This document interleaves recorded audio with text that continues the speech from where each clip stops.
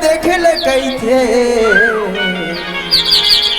ढकल करते मोर छोरा। अब ये सुनत है ये तोरे चढ़ती जवानी, ये तोरे चढ़ती जवानी मोरे मुँह में आगे पानी, तोरे चढ़ती जवानी मोरे मुँह में आगे पानी, तोरे चढ़ती जवानी मोरे मुँह में आगे पानी, करे जला मारे हो जहुरी अलग के गोटी मारना, चिरई अलग के गोटी मारना, चिरई अलग के गोटी मारना, जहुरी अलग के गोटी मारना।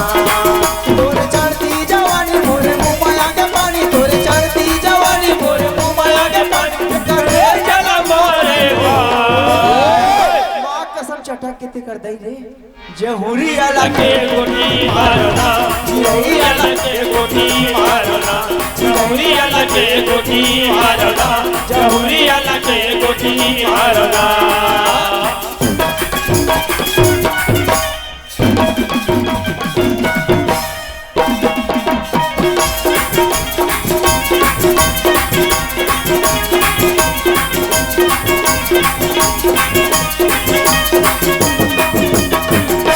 पीपर पाना आओ ये डोलत नहीं वो, आओ ये डोलत नहीं ना, काहोगे मनमोहनी गुलाची दीवानी, आओ ये बोलत नहीं वो,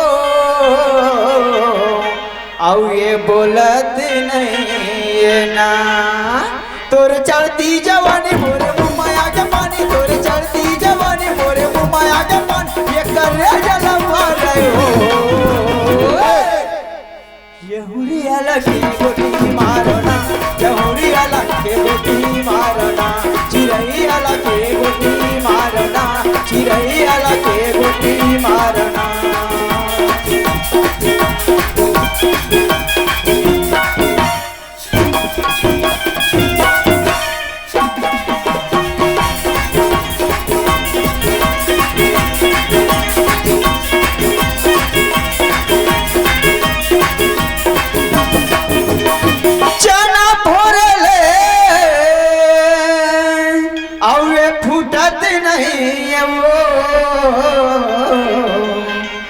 ये फूटत नहीं ना, ऐसा लागे तोर मोर माया गुलाची मनमोहन दीवानी,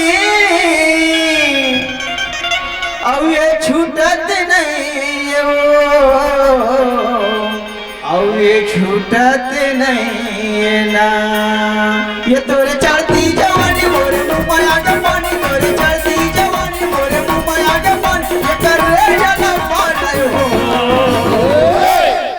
जहुरी अलग के गोटी मारना, चिरई अलग के गोटी मारना, जहुरी अलग के गोटी मारना, जहुरी अलग के गोटी मारना, जहुरी अलग के गोटी मारना, चिरई अलग के गोटी मारना, जहुरी अलग के गोटी मारना, चिरई अलग के गोटी मारना, जहुरी अलग के गोटी मारना, चिरई अलग के गोटी मारना। जोहार संगवारी हो, अगर आप मन ला हमार वीडियो पसंद ही सोही तो वीडियो ला लाइक करो और चैनल ला सब्सक्राइब जरूर करो, और हाँ बेल आइकन ला जरूर दबाओ ताकि हमार नवा अवैया वीडियो आप मन ला सबले पहले मिले। जय जोहार, जय छत्तीसगढ़।